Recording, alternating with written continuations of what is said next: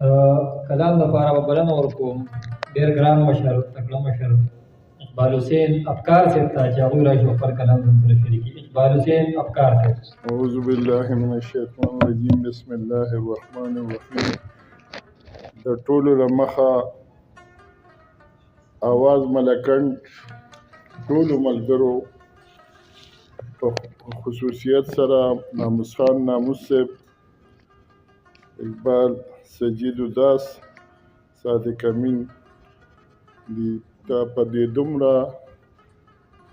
ښایسته په سوري او معنوي حواله د ښاغلي وقار علي شاه دریاب په واده د مشاعره را جوړولو مبارکي وایم. او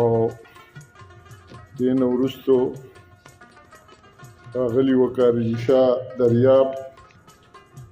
او د هغه وروڼو د هغه محترم پلار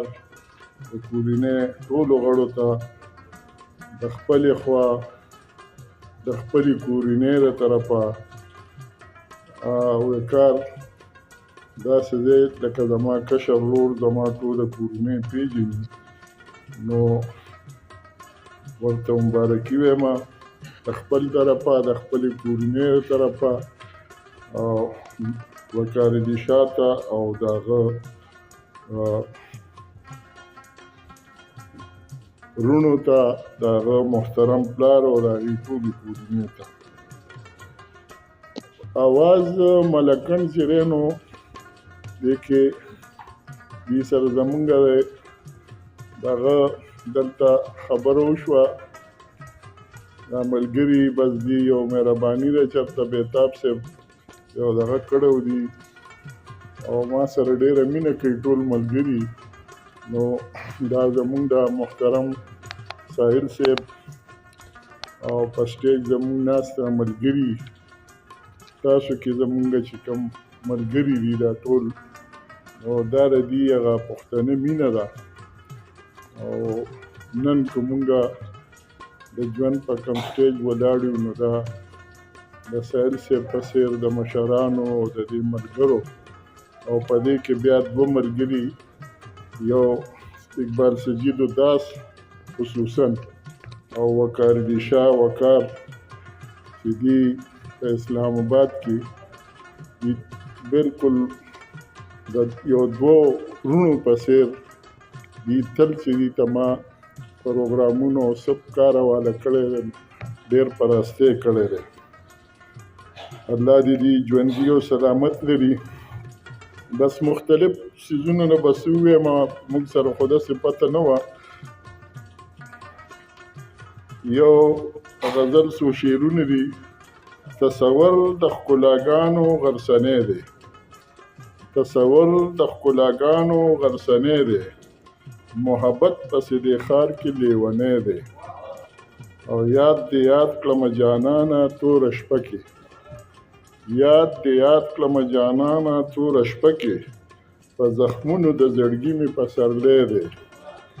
او ستا د حسن د ښکلا له منظرونو را تېر شوی مې نظر د کار سړی دی. او بل غزل څو شعرونه دي چې درد د زړه زما یو ورځ قرار به مومي،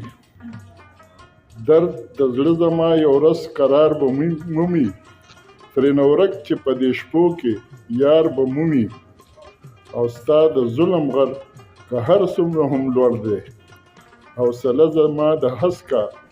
لار به مومي. او لیوني د محبت په دشتو سر دي، په تکل د ژوندانه ګلزار به مومي. او مونږ د وخت د ستمګرو ګیله نه کړو،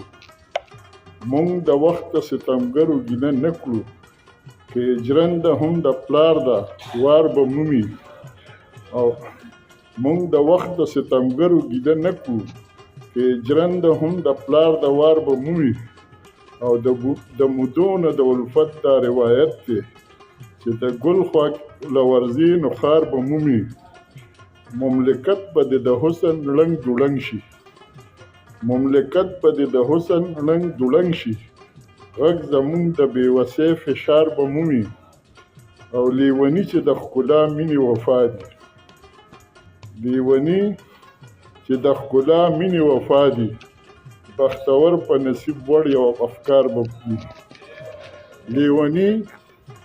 لیونی چې د ښکلا مینې وفا دي بختور په نصیب وړ افکار به مومي دا زوړ غزل دی چې زما نصیب زما ژوندون زما ارمان چرته دی زما نصیب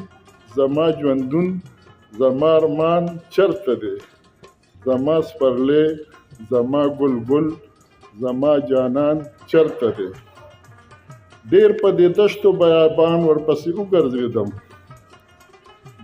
دې دشتو بیابان ورپسې وګرځېدم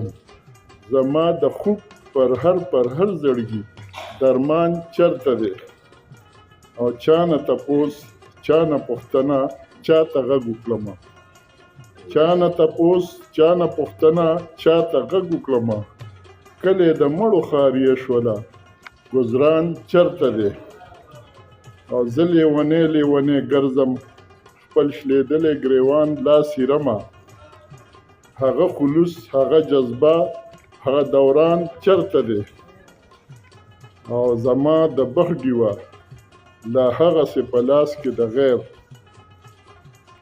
زما د بخت ډیوه لا هغسې په لاس کې د غیر زه په تیرو کې لاس وهمه زما ځان چرته دی او څه تندرونه د زمان لیکلی کور لمبه دی لاس مې په خپلو وینو سره دي ګلستان چرته دی او د هر یو فکر ساه خفي ده هر احساس وده دی افکار به څنګه خورومه قدردان چرته دی ډېره